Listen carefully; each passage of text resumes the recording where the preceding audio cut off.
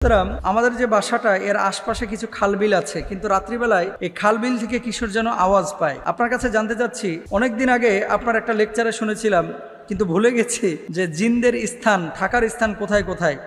আপনি যদি বিষয়টা বলতেন তাহলে সতর্কতা অবলম্বন করতাম এবং সচেতন হতাম। আশা করি আমার প্রশ্নের জবাব দিবেন। এই প্রশ্নটির জবাব আমি দিব যে বাড়ির আশপাশে অথবা উপত্যকায় বা কোন স্থানে আসলে জিন থাকে আর কোন স্থানে জিন থাকে না, এই বিষয়টা নিয়ে মূলত আপনি হাইলাইট করতে চেয়েছেন। আসলে এই বিষয়টা নিয়ে প্রায় 7-8 বছর আগে আমি আলোচনা করেছিলাম, এরপরে মনে হয় 2-1 বার আলোচনা করেছি। তো উনি তো নিজেও বলছে আগে শুনেছিলেন। প্রথমত হচ্ছে, জিন জাতিকে অস্বীকারের কোনো সুযোগ না, আমি আগেও বলেছি এখনো আবার বলতেছি। তবে হ্যাঁ, পরিভূত বলতে আসলে কিছু নাই, জিন আছে। জিনের ব্যাপারে 1-2 আয়াত না, 57টা আয়াতে আল্লাহ সুবহানাহু ওয়া তাআলা পবিত্র কোরআনুল কারীমে কথা বলেছেন। 57টা আয়াত। নামাজের কথা বলা হয়েছে 82 বার, পরোক্ষ প্রত্যক্ষভাবে জিনের কথা বলা হয়েছে 57 বার। এবং শুধু তাই নয়, জিন জাতিকে নিয়ে জিন সূরায়ে জিন নামে আল্লাহ তাআলা একটা স্বতন্ত্র সূরা নাজিল করে দিয়েছেন। সুবহানাল্লাহ। তো আপনার জিনদের ব্যাপারে রাসূল আকরাম সাল্লাল্লাহু আলাইহি ওয়াসাল্লামের কাছে সরাসরি জিনদের সাক্ষাৎ হয়েছে, এর আগেও আলোচনা করেছি, প্রায় 6 বার।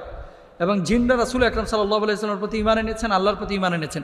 নবীজি কোরআন তেলাওয়াত করেছেন, জিনেরা এই কোরআন তেলাওয়াত শুনেছেন এবং নীরবে শুনেছেন। আলহামদুলিল্লাহ বলেন না? নীরবে শুনেছেন। কিন্তু আমাদের বাংলাদেশে অনেকে আমরা কোরআন তেলাওয়াত করি, কোরআন তেলাওয়াত শোনা যায়, নীরবে শুনি না।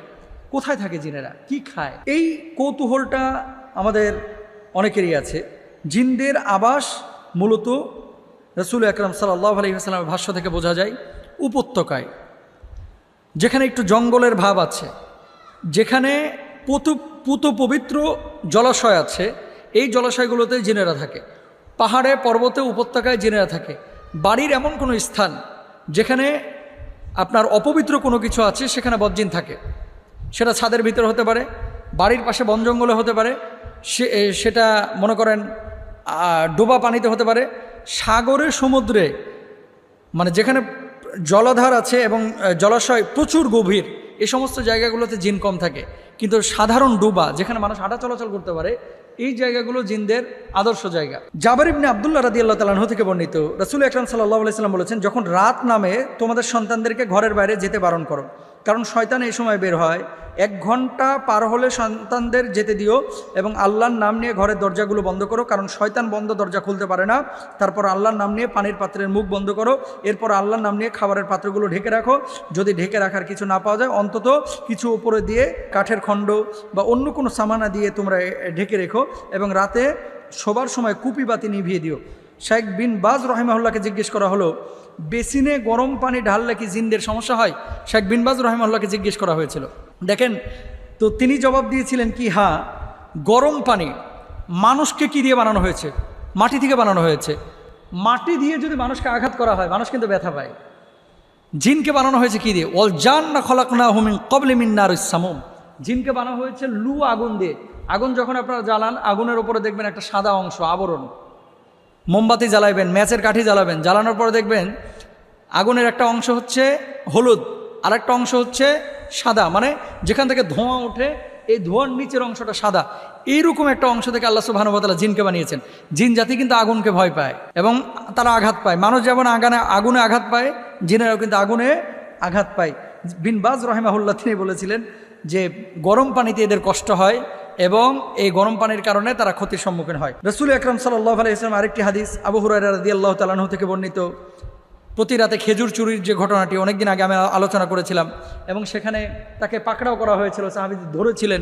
পরবর্তীতে বলেছিল যে আমি আর আসবো না, আমাকে তুমি যদি আয়াতুল কুরসি পড়ো তাহলে আমি আর এখানে ঢুকতেই পারবো না। নবীজি বলেছিলেন যে সে সত্য বলেছে, সেও তো মূলত ছিল জিন শয়তান। আয়াতুল কুরসির যে ঘটনাটি, এই জন্য প্রতি রাত্রে যখন ঘুমাবেন আয়াতুল কুরসি পড়ে ঘুমাবেন, জিন আপনার কোনো ক্ষতি করতে পারবে না। তারপর আবু সাঈদ খুদরি রাদিয়াল্লাহু তাআলা আনহু থেকে বর্ণিত, রাসূল আকরাম সাল্লাল্লাহু আলাইহি ওয়াসাল্লাম বলেছেন, মদিনার কিছু সংখ্যক জিন মুসলমান হয়েছে, এদেরকে প্রাণী হিসেবে যদি কেউ দেখো তাহলে 3 বার সাবধান করবে, তারপরেও আবার এলে সেই প্রাণীকে হত্যা করবে। সহিহ মুসলিমের হাদিস। জিনের খাবার সম্পর্কে বলা হয়েছে, তারা মানুষের ফেলে দেওয়া খাবার খায়, এছাড়া হাড়, গোবর ইত্যাদি খায়। হাদিসে বলা হয়েছে, আবু হুরায়রা রাদিয়াল্লাহু তাআলা আনহু থেকে বর্ণিত, রাসূল আকরাম সাল্লাল্লাহু আলাইহি ওয়াসাল্লাম বলেছেন, হাড় এবং গোবর জিনদের খাবার। তারপরে নসিবাইন শহরের জিনদের একদল আমার সাথে দেখা করতে আসে, কত বিনয়ী ছিল তারা। তারা আমার কাছে মানুষের খাবারের উচ্ছিষ্ট সম্পর্কে জানতে চায়। আমি আল্লাহর কাছে প্রার্থনা করি যে তারা এমন কোনো হাড় কিংবা গোবর অতিক্রম করবে না যা তাদের জন্য খাবার না হয়ে যাবে। আব্দুল্লাহ ইবনে মাসউদ রাদিয়াল্লাহু তাআলা আনহু থেকেও বর্ণিত আছে, রাসূল আকরাম সাল্লাল্লাহু আলাইহি সাল্লাম বলেছেন, জিনদের একজন আমাকে একদিন ডাকলে আমি তার সাথে যাই, সেখানে আরও জিন ছিল এবং আমি তাদের জন্য পবিত্র কোরআন পাঠ করি। রাসূল আকরাম সাল্লাল্লাহু আলাইহি সাল্লাম বলেছেন। তার মানে কি, জিনদের খাবার হাড্ডি। এই হাড্ডিগুলো একটা নির্দিষ্ট স্থানে আপনারা যদি ফেলে দেন, এই হাড্ডিগুলো থেকে তারা কিন্তু খাবার গ্রহণ করে, উচ্ছিষ্ট থেকে তারা কিন্তু খাবার গ্রহণ করে। আর ঘরের মধ্যে কোনো নাপাকি স্থান রাখবেন না, চর্বি টর্বি এগুলো দিয়ে হাত টাত মুছে আপনারা ফেলে রাখবেন না। বজ্রের আসর থেকে বাঁচার জন্য 1 নম্বর শর্ত হচ্ছে অজু অবস্থায় থাকবেন, চারকুল পরে, আয়াতুল কুরসি পরে অলওয়েজ শরীরের উপরে ফুৎকার দিয়ে রাখবেন, পারলে সূরা বাকারাটা বাড়ির মধ্যে ছেড়ে রাখবেন এবং যখন ঘুমাবেন পুতু পবিত্র বিছানায় ঘুমাবেন।